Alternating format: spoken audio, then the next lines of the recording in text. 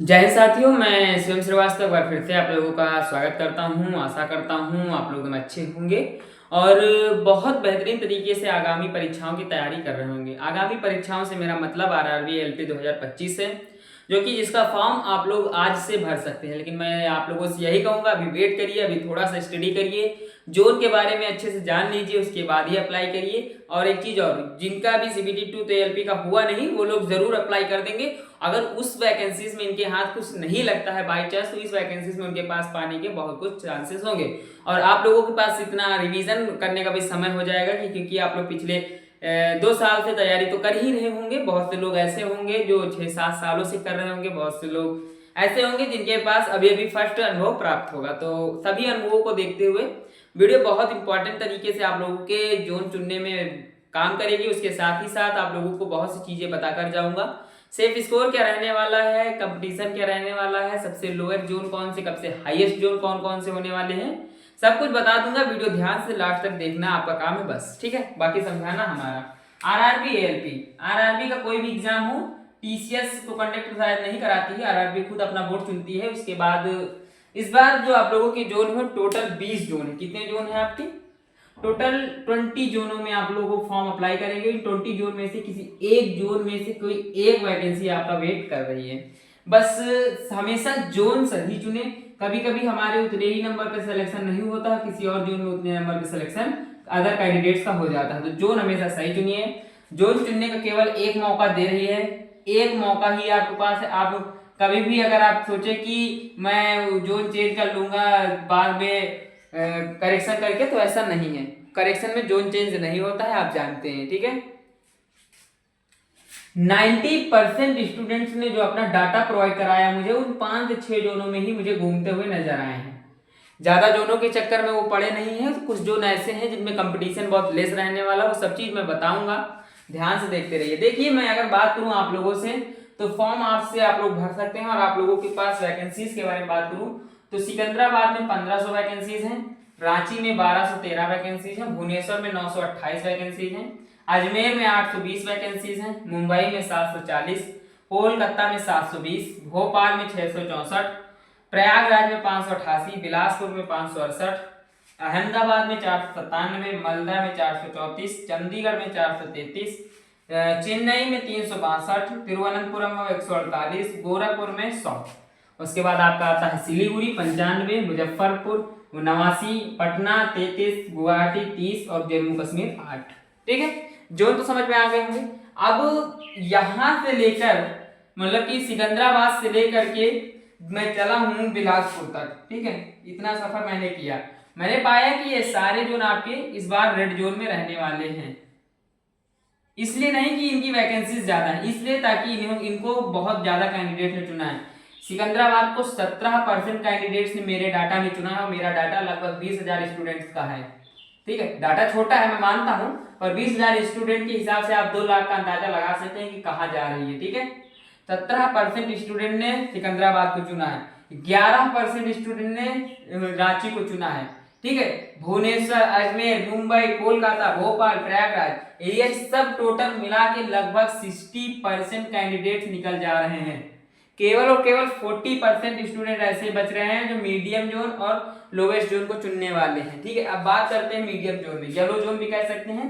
मैं अहमदाबाद से चला हूं, और अहमदाबाद से चलकर मैं पहुंचा हूं आप लोगों का चेन्नई तक। ये 4 जोन ऐसे हैं, 4-5 जोन जो कि मीडियम जोन में रहने वाले हैं। 30% कैंडिडेट्स ने इन जोनों को चुना है। 20,000 में 30% और 20,000 में 60%। ठीक है, समझ रहे हैं। सिर्फ 2,000 कैंडिडेट है, 2200 कैंडिडेट्स ऐसे होंगे जो इन जोनों में से यहाँ पे दिखेंगे, क्योंकि इनकी वैकेंसीज भी कम है। सिलीगुड़ी और मुजफ्फरपुर, पटना, गुवाहाटी और जम्मू कश्मीर, यहाँ पे केवल और केवल 10% कैंडिडेट्स ने अपना डाटा प्रोवाइड कराया कि मैंने यहाँ से फॉर्म भरा है। तो रेड जोन और येलो जोन की मैं बात नहीं कर रहा हूँ, ना ही मैं आप लोगों से कह रहा हूँ कि इन जोनों को चुनो। हमेशा मन में विश्वास और मंजिल पाने की आस रखिए। जोन चाहे जो चुने, एक वैकेंसीज के लिए आप लड़ सकते हैं। इतनी क्वालिटी, इतनी एबिलिटी अपने अंदर जरूर रखें कि आप जिस भी क्षेत्र में मेहनत करें, वो क्षेत्र आपका होना चाहिए। भले ही 2 साल लगे, 3 साल लगे, 4 साल लगे, मैं नहीं जानता हूँ, लेकिन अगर आपने रास्ता चुना है तो फिर रास्ते पे चलते रहिए, मरते दम तक चलते रहिए। बस रास्ता सही होना चाहिए। ठीक है, अगर आपको विश्वास है कि मेरा रास्ता सही है तो फिर चलते रहिए। एएलपी का कोई भी जोन चुनिए, हर जोन से वैकेंसीज है, हर जोन से कैंडिडेट सफल होते हैं, ठीक है। अब यहाँ पे थोड़ा बहुत जान लीजिए कि कैसे। देखो, मैं सिंपली जनरल को उठाता हूँ, और इसलिए जनरल को उठाता हूँ क्योंकि सबसे हाईएस्ट रैंक इसी की होती है, हाईएस्ट कट ऑफ भी इसी की जाती है, ठीक है।